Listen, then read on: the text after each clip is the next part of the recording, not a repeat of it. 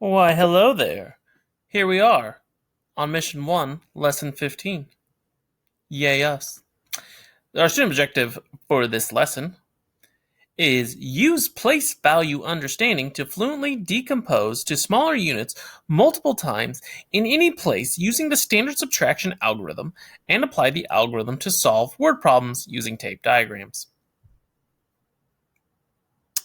In human terms, we're saying that we are subtracting. We are doing a lot of subtracting with a lot of borrowing. That's essentially what it comes down to in this lesson. We need to be able to subtract with a lot of borrowing or unbundling.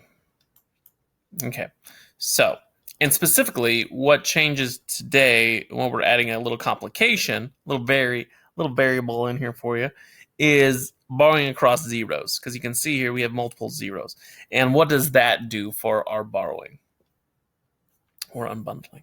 Okay, so let's take a look here. If we're given 910,047 minus 36,382, well, let's set up the problem first and see if we need to borrow, and then what that's going to look like. Can I do 7 minus 2? I can do 7 minus 2. I don't need to do any borrowing or unbundling there. Yes! Can I do 4 minus 8? I can't. Okay, so I know I'm going to have to borrow. Because I cannot have 4 and take away 8 from 4. It's not possible. If you can do it, you're a magician who's bending space and time. So congratulations, you should probably advance beyond 4th grade. All right, so I have to borrow or unbundle. Now, remember, we've been taught that we go up to the next place value. What's our next place value? It's the hundreds. But what do you notice there? Oh no, we have 0 hundreds. Oh no. What does that mean? We can't borrow from 0. We can't take away nothing from nothing. We can't do it. So then what do we have to do? We just have to work our way down the line. And okay, let's go to the thousands place. Well, can we borrow from that thousands? I can't because it's also a 0. Man, jeez. And now I have to just keep going up. Okay, and now I'm in the 10,000 spot. And I do have something there. I have 1. So I can borrow from that 1. Now remember, I'm going to borrow from it. That 1 becomes a 0 because I'm taking away 1 from it.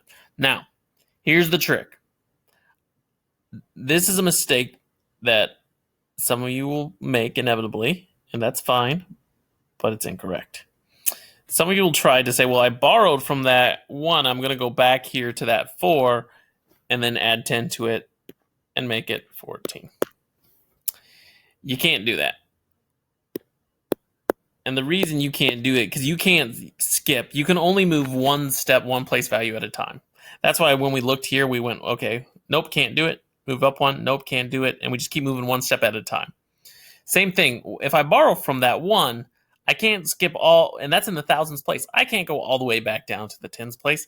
I have to go through, I think of it like a stairs or ladder. I have to go through one step at a time. Okay, so I took away, I'm borrowing from that 1, it's a 0. Where does that go? I have to go to the place value right next to it. What does that 0 become? That 0 becomes a 10 because I'm just adding 10 to it because I borrow from the 1. All right, now I have something. So this 0, well, now I have a 10 I can borrow from. So now I'm going to borrow from that 10, which I just created. That 10 becomes a 9 because I'm taking 1 away from it. And I'm adding 10 here to the 0. 10 plus 0 is 10. Okay, and now I have 10 here. And now I can borrow from that 10.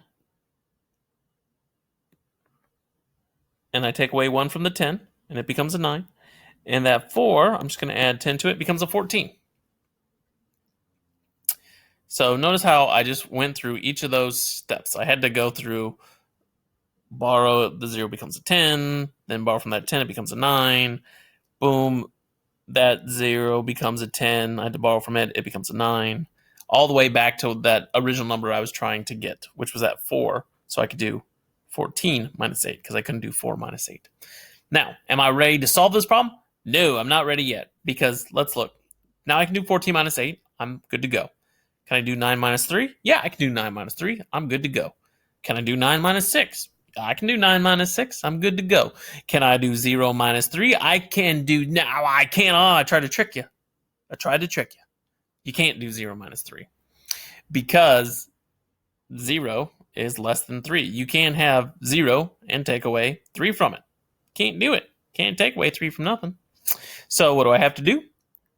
I have to go to the next place value, up, which is the 10,000s. I have to borrow from it. That 9 becomes an 8. I'm going to unbundle here, bring it back down. And that 0, I'm going to add 10 to it. 10 plus 0 is 10. Now I'm ready to go. Now I can do 10 minus 3 and 8 minus nothing, 8 minus 0. Now I'm good to go. Now I can solve this problem. Okay, 7 minus 2 is 5. 14 minus 8 is 6. 9 minus 3 is 6.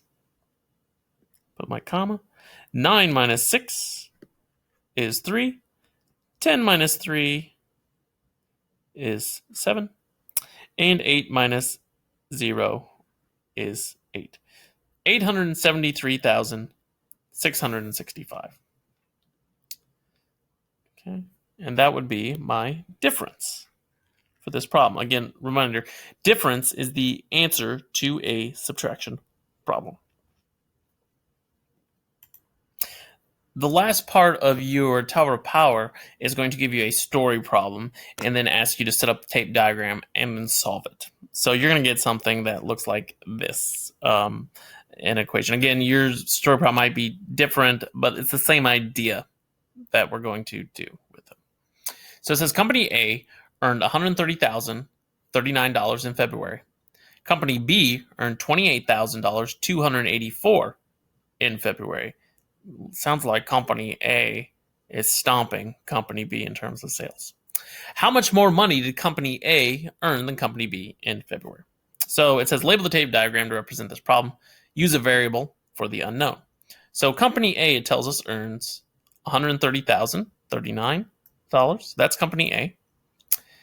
Company B, we know, earned $28,284, and it wants to know how much more money did Company A earn than Company B? And our variable here is D. That D just means it's an unknown. We don't know what it means. It's a number that we're going to figure out. And why is it like this? Well, if we have Company A's total, and then we know Company B's total, we're trying to find the difference between the two. Because you hear that term, how much more? So we're trying to find the difference. We know we have to subtract.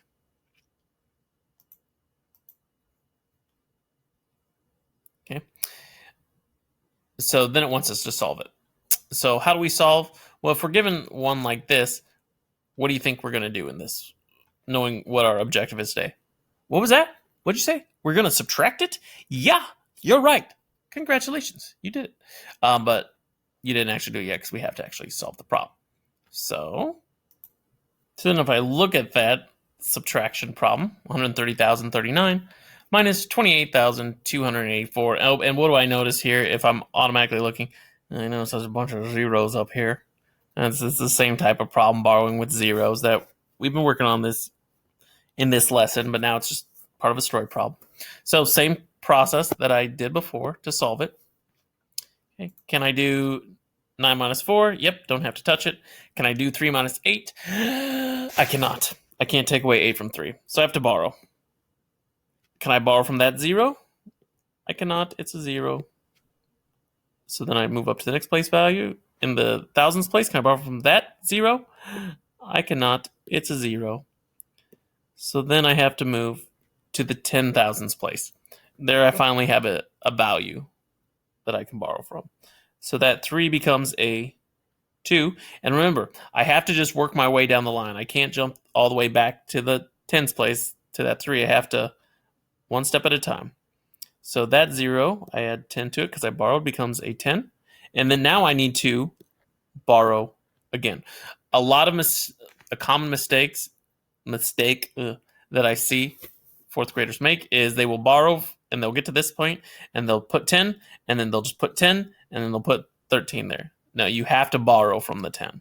Okay, that's why I crossed the 10 out. I put the 9. That's 0. I can add 10 to it now. It's a 10. But I can't just leave it at 10. I have to borrow from it. Take away from it, becomes a 9. Now I can add 10 to that 3 and I get 13. Okay. Now let's look. Can I do 13 minus 8? Yes. Can I do 9 minus 2? Yes. Can I do 9 minus 8? Yes. Can I do 2 minus 2? Yes. Can I do 1 minus nothing? Yes. So now I can solve it. So let's solve it. 9 minus 4 is 5. 13 minus 8 is 5. 9 minus 2 is 7. 9 minus 8 is 1. 2 minus 2 is 0. And 1 minus... So again, whenever there's nothing here, you have to assume it's just 0. So 1 minus 0 is 0. So 101,755. Now, if I recall correctly, I believe we're talking about money here. So put the money sign on. Now, I'm just going to translate that right over here. 1,755. I'm going to double check here to make sure, because that's where I see a lot of people they do the work and then they just type it wrong. Okay, and now I'm going to press enter and hope I'm right. And I did it. Good work. There you go. And did I love it? Of course I did. All right. So it's just you're working on borrowing today and borrowing across zeros. But remember, you have to go one step at a time when you are borrowing from zeros.